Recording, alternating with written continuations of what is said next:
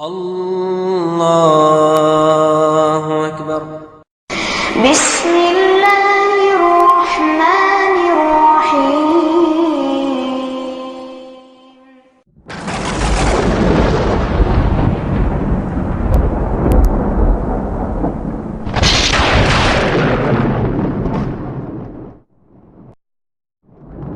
وقل جاء الحق وزهق الباطل إن الباطل كان زهوقا۔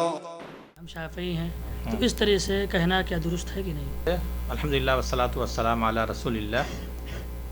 اگر یہ سوچ کر صرف کہہ رہے ہیں کہ ہاں ہم حنفی مسلک کے جو اصول ہیں خالی اس کو ہم اپنا رہے ہیں، جیسے وہ ہمارے متقدمین علماء کرام اپنے آپ کو نسبت کرتے تھے، حنفیت کی طرف بھی نسبت کرتے تھے، حنبلیت کی طرف نسبت کرتے تھے، اگر اس اعتبار سے نسبت کر رہے ہیں کہ جو ان کے فقہی اصول ہیں اس کو اختیار کر رہے ہیں اور اس میں فقہ کو مطلب اجتہاد کر رہے ہیں، تب تو درست ہے۔ لیکن اگر یہ سمجھ کر کے کہہ رہے ہیں کہ ہم اسی پہ رہیں گے، اسی کی تقلید کریں گے، ہمیں دلیل چاہے ملے نہ ملے، ہم صرف حنفی مسلک کو اختیار کریں گے یا حنبلی مسلک کو اختیار کریں گے، اسی پر چلیں گے، کتنی بھی آپ دلیل ان کو دو نہیں، تو یہ درست نہیں ہے۔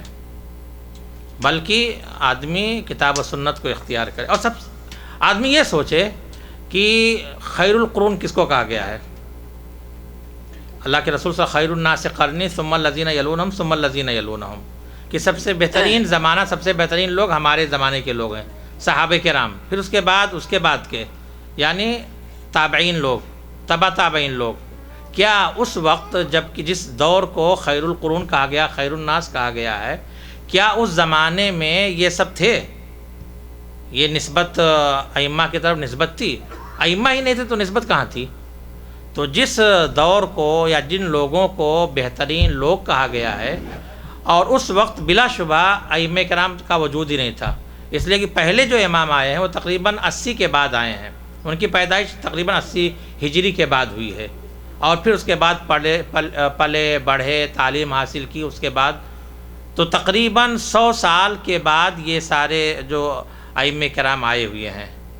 تو اس وقت جس زمانے کو خیر القرون کہا گیا ہے، بہترین زمانہ کہا گیا ہے، اس زمانے میں لوگ براہ راست کتاب و سنت پر اختلاف ہوتے تھے، ان کے زمانے میں اختلاف ہوتے تھے، لیکن قرآن کے جس طرح قرآن میں کہا گیا ہے کہ فَإِن تَنَازَعْتُمْ فِي شَيْءٍ فَرُدُّوهُ إِلَى اللَّهِ وَالرَّسُولِ، اختلاف ہوتے تھے، لیکن اختلاف میں ان کا مرجع کیا ہوتا تھا؟ کتاب و سنت۔ اس طرح ہونا یہ چاہیے کہ مسلمان کو اگر ہمارے اندر کوئی اختلاف ہے تو ہم کتاب و سنت کی طرف رجوع کریں، بس۔ آئی بات سمجھ میں کہ نہیں؟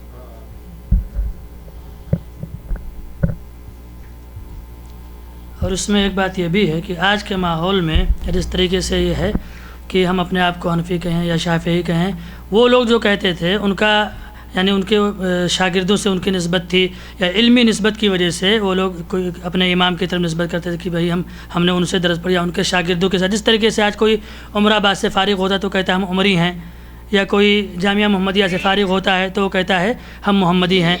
تو یہ وہ نسبت نہیں کہ امت کو بانٹا جائے۔ کوئی عام آدمی نہیں کہہ سکتا ہے کہ ہم حنفی ہیں، اس کو نہ اصول معلوم ہے، نہ اس کو کوئی دلیل اس کو پتہ چلتا ہے۔